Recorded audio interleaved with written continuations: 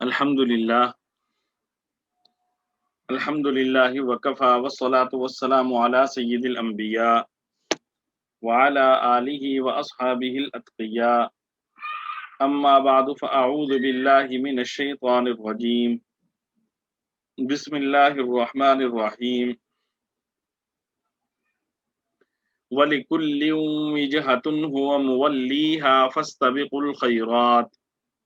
أَيْنَمَا تَكُونُوا يَأْتِ بِكُمُ اللَّهُ جَمِيعًا إِنَّ اللَّهَ عَلَى كُلِّ شَيْءٍ قَدِيرٌ وَمِنْ حَيْثُ خَرَجْتَ فَوَلِّ وَجْهَكَ شَطْرَ الْمَسْجِدِ الْحَرَامِ وَإِنَّهُ لَلْحَقُّ مِنْ رَبِّكَ وَمَا اللَّهُ بِغَافِلٍ عَمَّا تَعْمَلُونَ وَمِنْ حَيْثُ خَرَجْتَ فَوَلِّ وَجْهَكَ شَطْرَ الْمَسْجِدِ الْحَرَامِ وحيث ما كنتم فولوا وجوهكم شطره لئلا يكون للناس عليكم حجة إلا الذين ظلموا منهم فلا تخشوهم واخشوني ولأتم نعمتي عليكم ولعلكم تهتدون كما أرسلنا فيكم رسولا منكم يتلو عليكم آياتنا ويزكيكم ويعلمكم الكتاب والحكمة ويعلمكم ما لم تكونوا تعلمون فاذكروني أذكركم واشكروا لي ولا تكفرون صدق الله العظيم.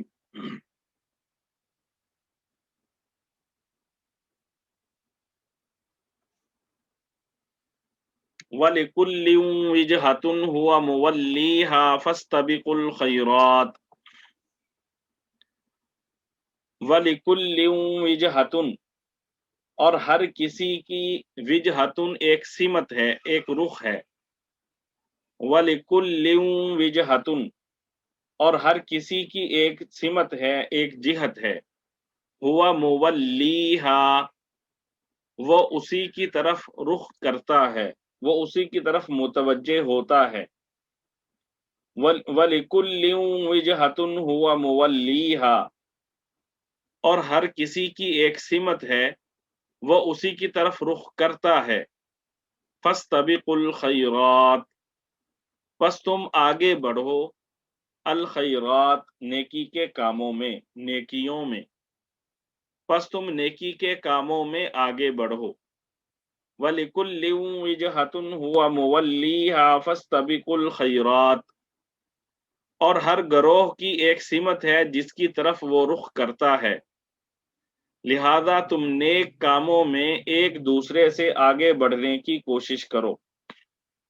اینما تکونوا یأتی بکم اللہ جمیعا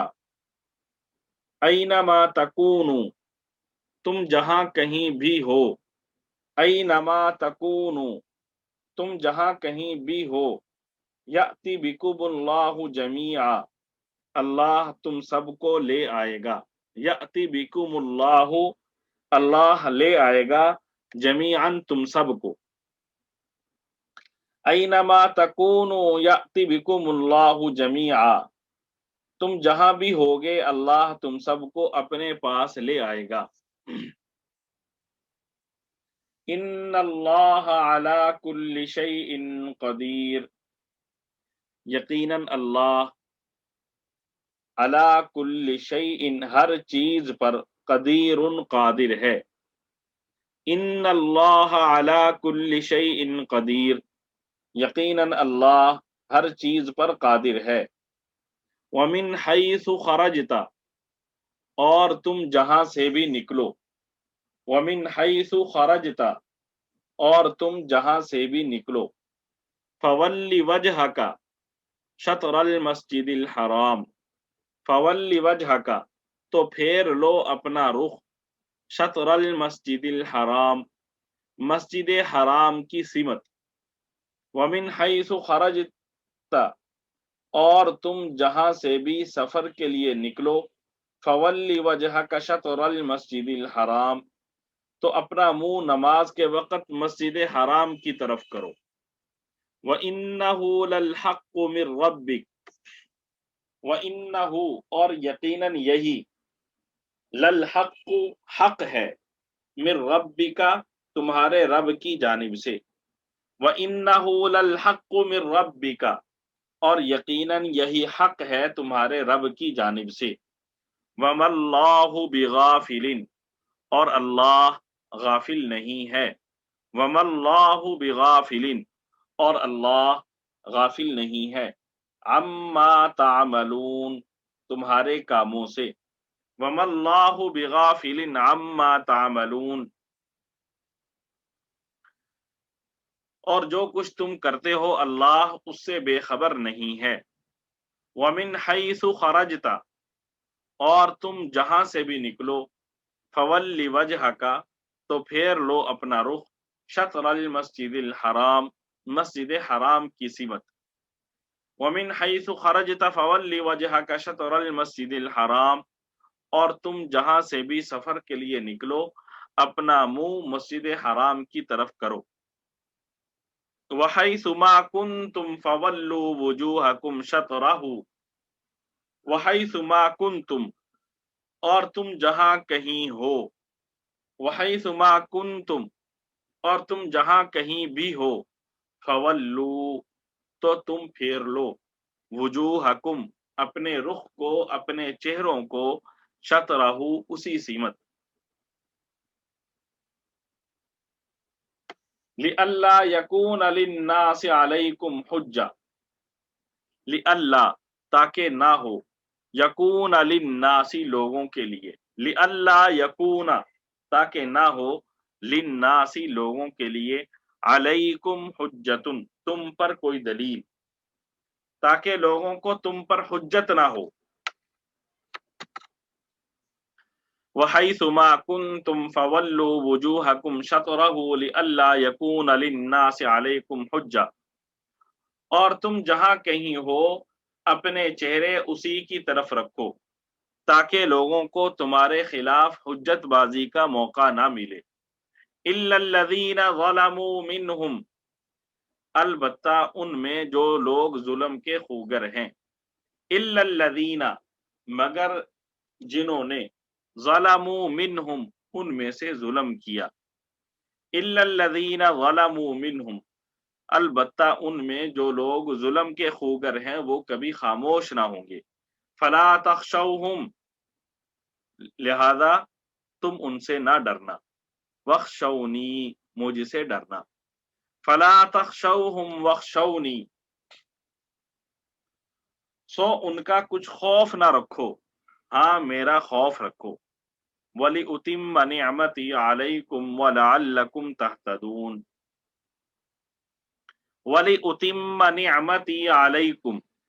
وَلِأُتِمَّ اور تاکہ میں مکمل کر دوں، نعمتی اپنی نعمت اپنا انعام، علیکم تم پر، وَلِأُتِمَّ نِعْمَتِي عَلَيْكُمْ اور تاکہ میں مکمل کر دوں تم پر اپنا انعام، وَلَعَلَّكُمْ تَهْتَدُونَ اور تاکہ تم ہدایت حاصل کر لو، وَلَعَلَّكُمْ اور تاکہ تم تہتدون ہدایت حاصل کر لو، وَلِأُتِمَّ نِعْمَتِي عَلَيْكُمْ وَلَعَلَّكُمْ تَهْتَدُونَ اور تاکہ میں تم پر اپنا انعام مکمل کر دوں اور تاکہ تم ہدایت حاصل کر لو، كما ارسلنا فيكم رسولا منكم يتلو عليكم آياتنا ويزكيكم ويعلمكم الكتاب والحكمة وَيُعَلِّمُكُم مَّا لَمْ تَكُونُوا تَعْلَمُونَ کما جیسے، ارسلنا ہم نے بھیجا،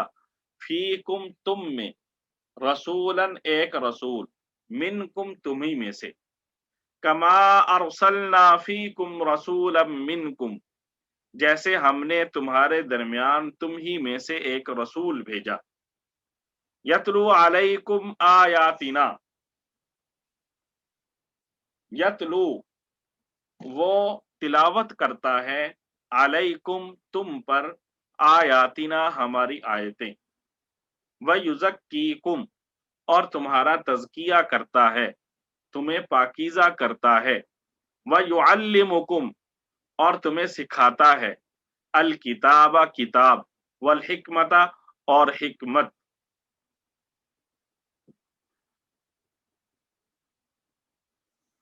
یتلو علیکم آیاتنا ویزکیکم ویعلمکم الکتاب والحکمہ، جو تمہارے سامنے ہماری آیتوں کی تلاوت کرتا ہے اور تمہیں پاکیزہ بناتا ہے اور تمہیں کتاب اور حکمت کی تعلیم دیتا ہے، وَيُعَلِّمُكُم مَّا لَمْ تَكُونُوا تَعْلَمُونَ، وَيُعَلِّمُكُم اور وہ سکھاتا ہے تمہیں، وَيُعَلِّمُكُم اور وہ تمہیں سکھاتا ہے، مَا لَمْ تَكُونُوا تَعْلَمُونَ وہ چیزیں جو لم تکونوا نہیں تھے، تعلمون تم جانتے، ما لم تکونوا تعلمون جو چیزیں تم نہیں جانتے تھے، وَيُعَلِّمُكُم مَّا لَمْ تَكُونُوا تَعْلَمُونَ اور تمہیں وہ باتیں سکھاتا ہے جو تم نہیں جانتے تھے، فَاذْكُرُونِي لہذا تم مجھے یاد کرو، فَاذْكُرُونِي لہذا تم مجھے یاد کرو، اذکرکم میں تمہیں یاد رکھوں گا، فَاذْكُرُونِي لہذا تم مجھے یاد کرو، اذکرکم میں تمہیں یاد رکھوں گا، واشکروا لی اور میرا شکر کرو، واشکروا لی اور میرا شکر کرو، ولا تکفرون اور میری ناشکری نہ کرو،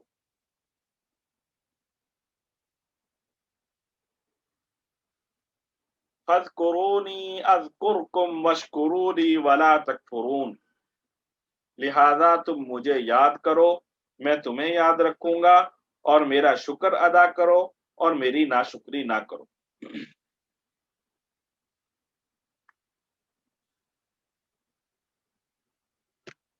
گزشتہ آیات میں تحویل قبلہ سے متعلق ہم بھی تفصیل پڑھ چکے کہ حضور صلی اللہ علیہ وآلہ وسلم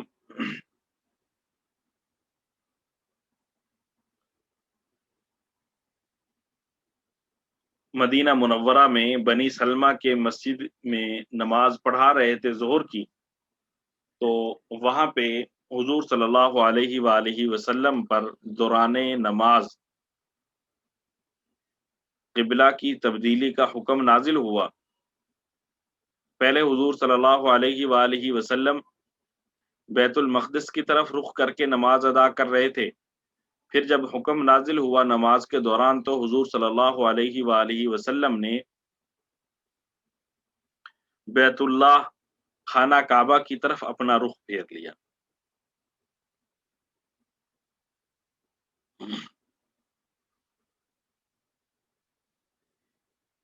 آج جو ہم آیات پڑھ رہے ہیں،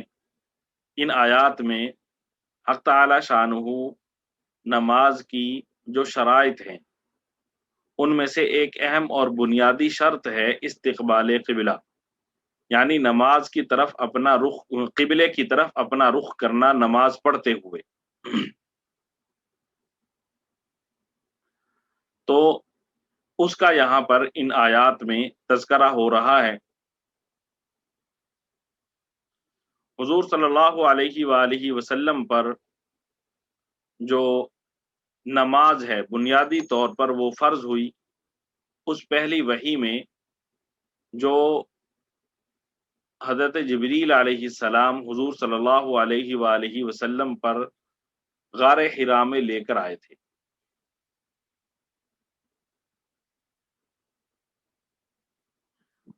اقرأ بسم ربک الذی خلق جو پہلی وحی تھی، اس وحی کے ساتھ ہی حضرت جبریل علیہ السلام نے حضور صلی اللہ علیہ وآلہ وسلم کو وضو کرنے کا طریقہ سکھلایا اور حضور صلی اللہ علیہ وآلہ وسلم کو نماز ادا کرنے کا طریقہ سکھلایا اور حضور صلی اللہ علیہ وسلم کو نماز ادا کرنے کا حکم دیا گیا۔ پھر حضور صلی اللہ علیہ وآلہ وسلم کو تہجد کی نماز پڑھنے کا بھی حکم دیا گیا، جیسا کہ سورہ مزمل میں مذکور ہے اور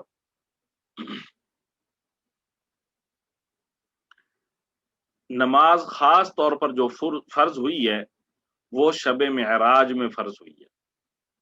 شب معراج میں۔ اس کی بھی تفصیل ہے کہ حضور صلی اللہ علیہ وآلہ وسلم پر اولاً 50 نمازیں فرض کی گئیں، اور پھر حضور صلی اللہ علیہ وآلہ وسلم کو حضرت موسیٰ علیہ السلام نے مشورہ دیا، اور آپ نے ان کے مشورے پر اللہ تعالیٰ سے تخفیف کی درخواست کی، تو بالآخر حضور صلی اللہ علیہ وآلہ وسلم اور آپ کی امت پر 5 نمازیں فرض کی گئیں۔ یہ بات کل بھی عرض کر چکا ہوں کہ یہود کا جو قبلہ تھا وہ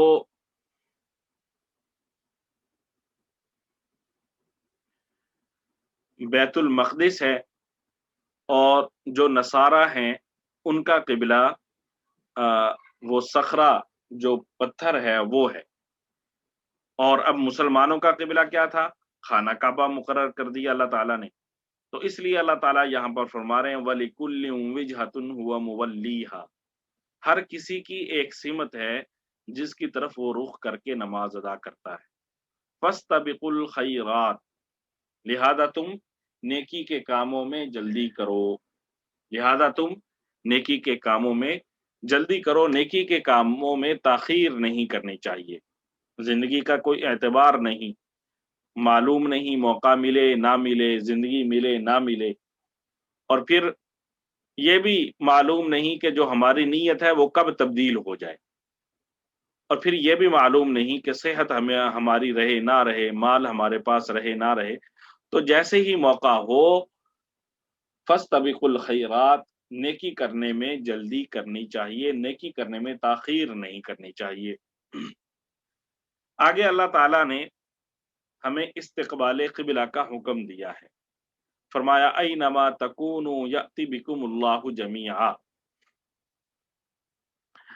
اللہ تعالیٰ یہاں پر انسان کو یہ حقیقت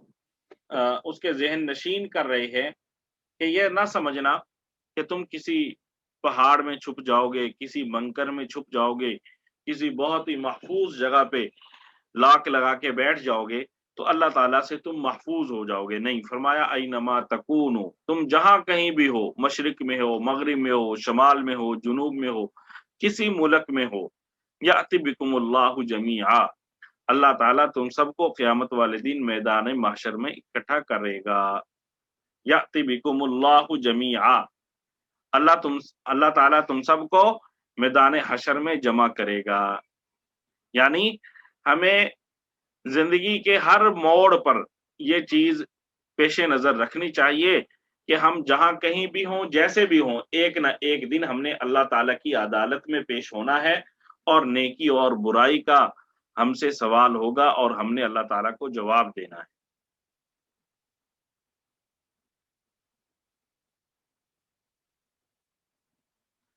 اللہ تعالیٰ نے فرمایا ان اللہ علی کل شیء قدیر، اللہ تعالیٰ ہر چیز پر قادر ہے۔ آگے اللہ تعالیٰ فرما رہے ہیں وَمِنْ حَيْثُ خَرَجْتَ فَوَلِّ وَجْهَكَ شَطْرَ الْمَسْجِدِ الْحَرَامِ، وَمِنْ حَيْثُ خَرَجْتَ فَوَلِّ وَجْهَكَ شَطْرَ الْمَسْجِدِ الْحَرَامِ، تم جہاں سے بھی سفر کے لیے نکلو تو اپنا رخ مسجد حرام کی سمت کر لو۔ تم دنیا کے جس حصے میں بھی ہو تو تم نے نماز پڑھتے ہوئے اپنا رخ مسجد حرام کی طرف کرنا ہے۔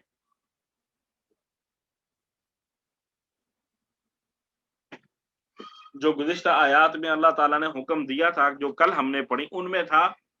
کہ آپ کسی ایک جگہ پہ مقیم ہیں، ایک جگہ پہ ٹھہرے ہوئے ہیں، تو اس حالت میں قبلے کی طرف رخ کرنا ہے۔ آج کی جو آیات ہیں ان میں اللہ تعالیٰ صاف فرما رہے ہیں وَمِنْ حَيْثُ خَرَجْتَ، تم جہاں سے بھی نکلو تو فَوَلُّوا وُجُوهَكُمْ شَطْرًا، تو سفر کی حالت میں بھی ہو تو تب بھی تم نے اپنا رخ مسجد حرام کی طرف کرنا ہے۔ آج ہم دیکھتے ہیں کہ ریل گاڑی کا سفر ہے، یا بعض اوقات جہاز کا سفر ہوتا ہے، بس کا سفر ہوتا ہے، تو وہاں پہ ہم لوگ قبلے کی طرف رخ کر کے نماز ادا کرنے کا خیال نہیں کرتے۔ دیکھیں حتی الامکان کوشش تو یہی کرنی چاہیے کہ اگر ہمیں معلوم ہو کہ قبلہ اس طرف ہے اور آسانی کے ساتھ ہو سکتا ہو کہ ہم اس طرف اپنا رخ پھیر لیں، اس طرف ہم اپنا رخ کر لیں، تو پھر ہمیں ہر حالت میں یہ عمل کرنا چاہیے اور قبلہ رخ کر کے نماز پڑھنی چاہیے۔ اور اگر معلوم ہی نہیں سفر کی حالت میں کہ قبلہ کدھر ہے اور کوئی بتانے والا بھی نہیں، جو لوگ موجود ہیں ان میں سے کسی کو علم نہیں، اور یا موقع ہی نہیں کہ وہاں پہ آپ قبلے کی طرف رخ کر کے نماز ادا کر سکیں، تو ایسی صورت میں پھر شریعت ہمیں رخصت عطا کرتی ہے، شریعت کی طرف سے رخصت ہے، پھر جہاں جس طرف بھی رخ کر کے نماز ادا کی جا سکتی ہو اسی طرف رخ کر کے نماز ادا کریں گے، حتیٰ کہ کھڑے ہونے کا موقع ہو تو کھڑے ہو کر نماز ادا کی جائے گی، اور اگر کھڑے ہونے کا موقع نہ ہو تو بیٹھ کر سیٹ پر بیٹھ کر ہی نماز ادا کی جائے گی۔ لیکن ایسی صورت میں یاد رکھیں، جب ہم قبلے کی طرف رخ نہیں کریں گے یا کھڑے ہو کر نماز ادا نہیں کریں گے تو پھر ہم نے نماز لوٹانی ہے۔ جب ہم اپنی قیام گاہ پہ پہنچ جائیں گے تو فرض نماز لوٹانی ہے، اس حالت میں اگر ہم نے نوافل پڑھے تو نوافل نہیں لوٹانے۔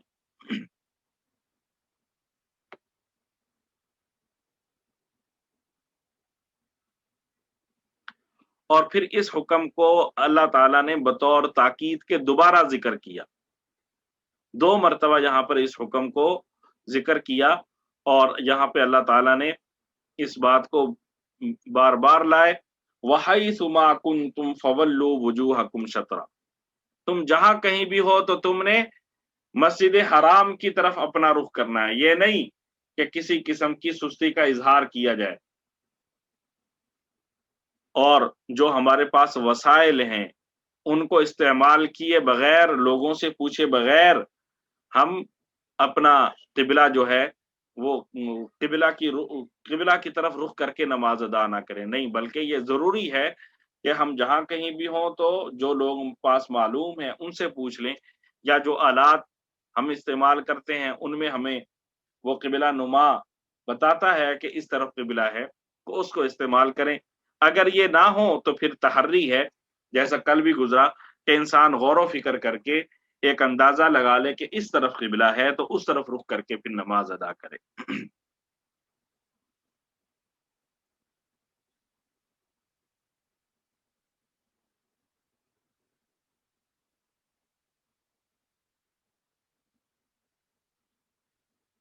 آگے اللہ تعالیٰ فرما رہے ہیں، یہ جو قبلہ کی طرف رخ کرنے کا حکم دیا جا رہا ہے اس کا اللہ تعالیٰ حکم فرما رہے ہیں لِأَلَّا يَكُونَ لِلنَّاسِ عَلَيْكُمْ حُجَّةٌ، تاکہ تم پر لوگوں کو کوئی دلیل نہ مل سکے، کسی قسم کے اعتراض کا موقع نہ مل سکے، تو اس لیے جب اللہ تعالیٰ نے ایک قبلہ مقرر کر دیا ہے تو اب ہر حالت میں اسی قبلہ کی طرف پابندی کرنی ہے۔ اصل بات یہ ہے کہ اللہ تعالیٰ نے جو پہلی کتابیں تھیں ان میں حضور صلی اللہ علیہ وآلہ وسلم کی ایک علامت اور ایک نشانی یہ بیان کی تھی کہ وہ نبی القبلتین ہوں گے، یعنی 2 قبلوں کی طرف وہ رخ کر کے نماز ادا کریں گے، اور اس کی وضاحت تھی کہ پہلے وہ کعبۃ اللہ کی طرف رخ کر کے نماز پڑھیں گے، اور پھر کچھ عرصہ کے لیے ان کو مسجد اقصیٰ کی طرف رخ کر کے نماز ادا کرنے کا پابند بنایا جائے گا، اور پھر بالآخر ان کو کعبۃ اللہ کی طرف رخ کرنے کا دوبارہ حکم دیا جائے گا۔ اب اگر حضور صلی اللہ علیہ وآلہ وسلم خانہ کعبہ کی طرف رخ نہ پھیرتے تو یہ یہودی یا عیسائی کہہ سکتے تھے کہ یہ نبی نہیں ہے، تو اس لیے اللہ تعالیٰ نے حضور صلی اللہ علیہ وآلہ وسلم کو یہ حکم دیا کہ اب تم جہاں کہیں بھی ہو تو تم پر لازم ہے کہ خانہ کعبہ کی طرف اپنا رخ کرو، تاکہ لوگوں کو تم پر اعتراض کرنے کا موقع نہ ملے، ان کے پاس کسی قسم کا کوئی بات نہ ہو۔ اس لیے فرمایا لِأَلَّا يَكُونَ لِلنَّاسِ عَلَيْكُمْ حُجَّةٌ وَلَعَلَّكُمْ تَهْتَدُونَ، اور تاکہ اللہ تعالیٰ تمہیں اور تاکہ تم ہدایت پر آ جاؤ، تاکہ تم ہدایت پر رہو۔ آگے اللہ تعالیٰ نے فرمایا کما ارسلنا فیکم رسولا منکم یتلو علیکم آیاتنا ویزکیکم ویعلمکم الکتاب والحکمت ویعلمکم ما لم تکونوا تعلمون۔ فرمایا کما ارسلنا فیکم، جیسا کہ ہم نے رسول بھیجا تم میں، منکم تمہیں میں سے۔ حضور صلی اللہ علیہ وآلہ وسلم کو اللہ تعالیٰ نے مکہ مکرمہ اور ساری دنیا کے لوگوں کے لیے رسول بنا کر بھیجا۔ اب حضور صلی اللہ علیہ وآلہ وسلم اللہ تعالیٰ کے رسول تھے، اور مکہ مکرمہ کے جو لوگ تھے ان کے لیے حضور صلی اللہ علیہ وآلہ وسلم کو رسول بنا کر بھیجا گیا۔ اسی طرح مدینہ منورہ کے جو لوگ تھے حضور صلی اللہ علیہ وآلہ وسلم ان کے ساتھ رہتے تھے، تو انہیں اللہ تعالیٰ نے کہا تمہارا پیغمبر تمہیں میں سے ہے۔ تو کما ارسلنا فیکم رسولا منکم یتلو علیکم آیاتنا، اس رسول کے کام کیا ہیں؟ فرمایا یتلو علیکم آیاتنا، ان کا رسول کی پہلی ذمہ داری یہ ہے کہ وہ ہماری آیتیں تمہیں پڑھ پڑھ کر سنائیں گے، ہماری آیتیں تمہیں پڑھ پڑھ کر سنائیں گے۔ دیکھیں حضور صلی اللہ علیہ وآلہ وسلم عربی تھے، حضور صلی اللہ علیہ وآلہ وسلم کی ساری قوم جو تھی وہ عربی تھی۔ اس کے باوجود حضور صلی اللہ علیہ وآلہ وسلم کو فرمایا جا رہا ہے کہ ان عرب کو کہا جا رہا ہے یتلو علیکم آیاتنا، کہ وہ تمہیں ہماری آیات پڑھ کر سنائیں گے۔ اور دوسرا فرمایا وَيُزَكِّيكُمْ، وَيُزَكِّيكُمْ، وہ نبی تمہیں پاک کریں گے، وہ نبی تمہیں پاک کریں گے۔ جو پاک ہونا چاہے گا اخلاص نیت سے نبی صلی اللہ علیہ وآلہ وسلم کی خدمت میں آئے گا تو حضور صلی اللہ علیہ وآلہ وسلم اسے پاک کریں گے۔ دوسری جگہ پہ اللہ تعالیٰ فرماتے ہیں وَلَٰكِنَّ اللَّهَ يُزَكِّي مَن يَشَاءُ، لیکن اللہ تعالیٰ پاک کرتا ہے جسے چاہتا ہے، اللہ تعالیٰ پاک کرتا ہے جسے چاہتا ہے۔ حقیقتاً تو تزکیہ پاک کرنا یہ اللہ تعالیٰ کا کام ہے، حضرت صلی اللہ علیہ وآلہ وسلم اس پاکی کا ذریعہ ہیں۔ اللہ تعالیٰ حضور صلی اللہ علیہ وآلہ وسلم کو ہدایت دیتے ہیں، اور حضور صلی اللہ علیہ وآلہ وسلم اس ہدایت کی روشنی میں پاک کرتے ہیں۔ حضور صلی اللہ علیہ وآلہ وسلم کی تعلیم، حضور صلی اللہ علیہ وآلہ وسلم کے اخلاق حسنہ، حضور صلی اللہ علیہ وآلہ وسلم کا اعلیٰ کردار، یہ سب چیزیں لوگوں کے دلوں کی صفائی کا ذریعہ بنی۔ ظاہر ہے ان لوگوں نے جب حضور صلی اللہ علیہ وآلہ وسلم کے مقصد کے لیے دل و جان سے اپنے آپ کو پیش کر دیا، تو حق تعالی شانہ نے بھی پھر حضور صلی اللہ علیہ وآلہ وسلم کے ذریعے ان لوگوں کا تذکرہ کیا۔ آج کل موجودہ دور میں یہ دلوں کی پاکیزگی بہت زیادہ ضروری ہے، اور یہ ہمیں ایسے ہی حاصل نہیں ہوتی، یہ اللہ والوں کے صحبت میں رہنے سے حاصل ہوتی ہے۔ یہ جو پیری مریدی کا سلسلہ ہوتا ہے، اس کا بھی یہی مقصد ہوتا ہے کہ مسلمان کسی ایک اللہ والے پر اعتماد کر کے اپنا دین اور دنیا کے جو معاملات ہیں اس کے سپرد کر دے۔ جب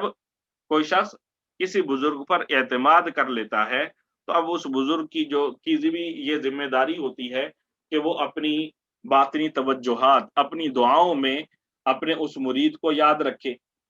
اللہ تعالیٰ سے اس کے لیے دین اور دنیا کی بھلائیوں کی دعائیں کرے۔ اور ظاہر ہے وہ جس پر مسلمان اعتماد کریں گے وہ کم از کم ایسا ہونا چاہیے جو حضور صلی اللہ علیہ وآلہ وسلم کی سنت کا پابند ہو، حضور صلی اللہ علیہ وآلہ وسلم کی شریعت کا پابند ہو۔ جب حضور صلی اللہ علیہ وآلہ وسلم کی شریعت کے پابند کسی بزرگ کی بیعت کی جائے گی تو اس کے نتیجے میں کیا ہوگا؟ جیسے اس بزرگ کا دل صاف ہے، اسی طرح اس کی برکت سے اللہ تعالی ہمارے دلوں کو بھی صاف کر دیں گے۔ اور جب دل صاف ہو جاتا ہے تو انسان کی نیت صاف ہو جاتی ہے، انسان کے معاملات صاف ہو جاتے ہیں۔ پہلے وہ نماز پڑھ رہا ہے اپنے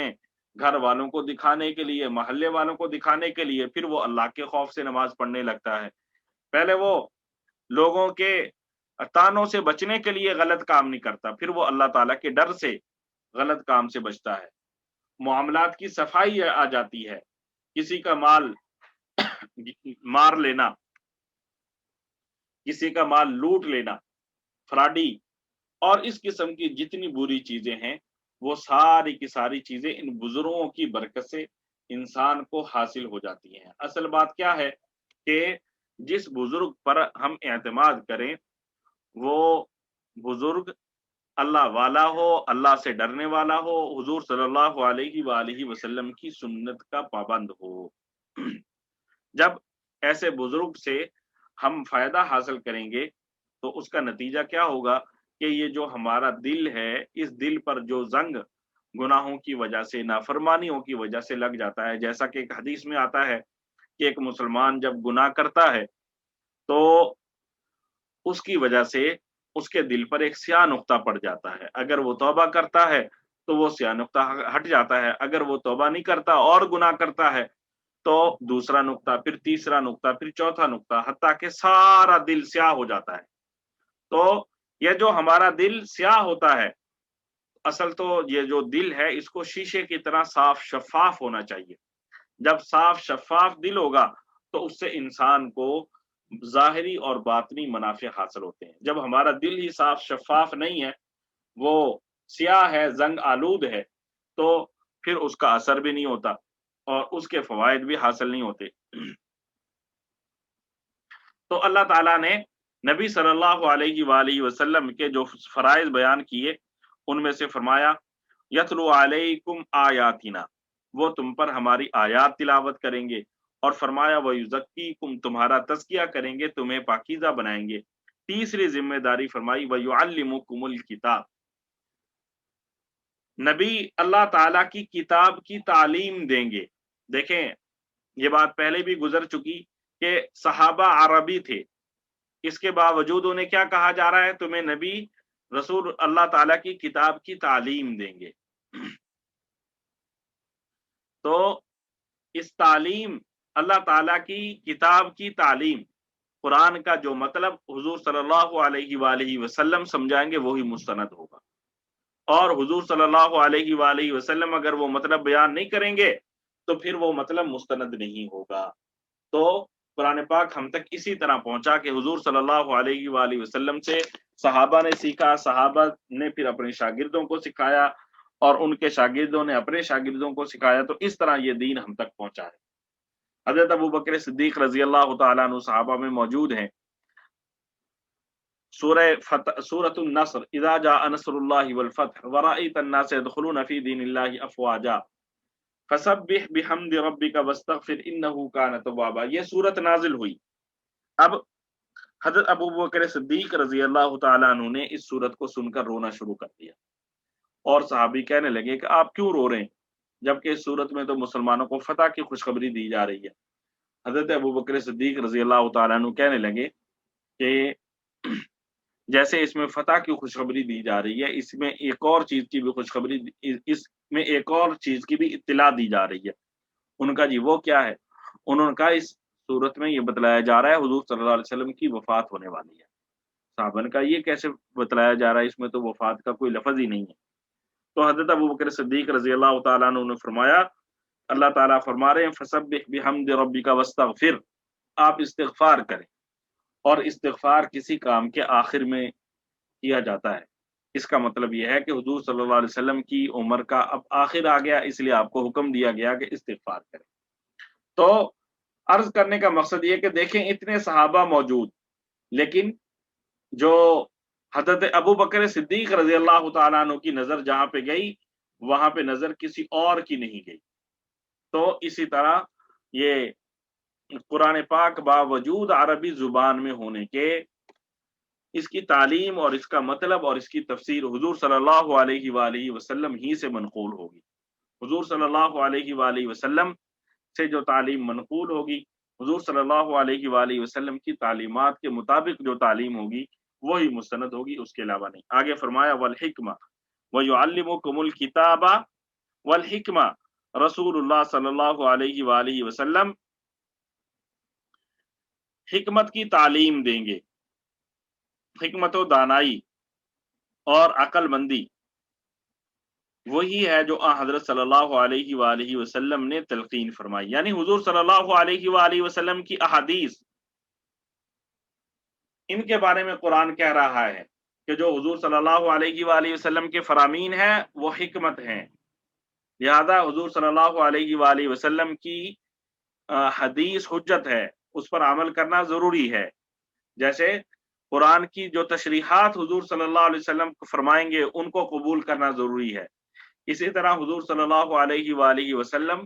کی احادیث کو تسلیم کرنا اور ان پر عمل کرنا ضروری ہے۔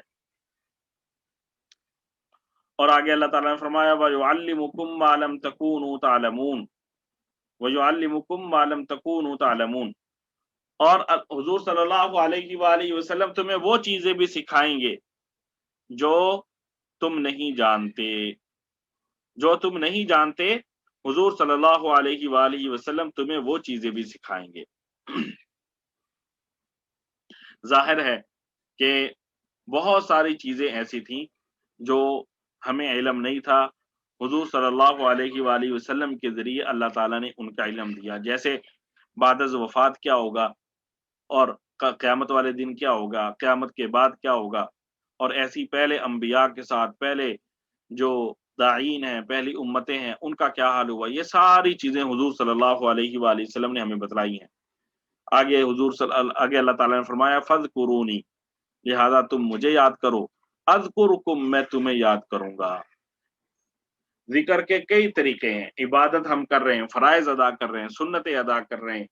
لفظ اللہ ہم بار بار دہرا رہے ہیں، صلی اللہ علیہ وآلہ وسلم، تمام عبادات ذکر کے لفظ میں آ جاتی ہیں۔ تو فرمایا فَاذْكُرُونِی اذکرکم، تم میری عبادت کرو، میں تمہیں اس کا بدلہ اور جزا دوں گا۔ وَاشْكُرُوا لِی، اور فرمایا تم میرا شکر ادا کرو، وَلَا تَکْفُرُونَ، میری ناشکری نہ کرو۔ تو اللہ تعالیٰ سے دعا ہے کہ اللہ تعالیٰ ہم سب کو حضور صلی اللہ علیہ وآلہ وسلم کی تعلیمات پر عمل کرنے کی توفیق عطا فرمائے، حضور صلی اللہ علیہ وآلہ وسلم کی سنتوں کو اپنانے کی توفیق عطا فرمائے، حضور صلی اللہ علیہ وآلہ وسلم کی احادیث کی قدر کی توفیق عطا فرمائے، اور جو اللہ تعالیٰ کی عبادات ہیں انہیں حضور صلی اللہ علیہ وآلہ وسلم کی تعلیمات کے مطابق اپنانے کی توفیق عطا فرمائے اور اپنا شکر کرنے کی توفیق عطا فرمائے۔ یہ رمضان کا مہینہ ہے، اس رمضان کے مہینے کو ہم نے پوری جاگ کر گزارنا ہے، احتیاط کے ساتھ گزارنا ہے۔ حضرت مجدد الفسانی رحمۃ اللہ علیہ فرماتے ہیں کہ جس کا رمضان اچھا گزر گیا اس کا پورا سال اچھا گزرے گا۔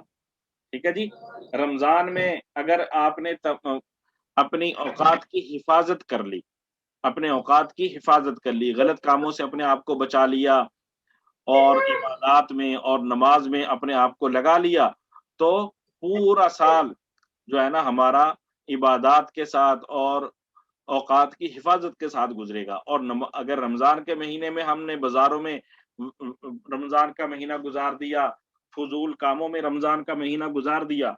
تو پھر ہمارا سارا سال اسی طرح فضول کاموں میں گزرے گا، بے برکتی میں گزرے گا۔ اس لیے حضرت مجدد الفسانی رحمۃ اللہ علیہ کا یہ جو ارشاد ہے اس کو ہمیں پلے باندھ لینا چاہیے، اور رمضان کا ایک ایک لمحہ، ایک ایک منٹ جو ہے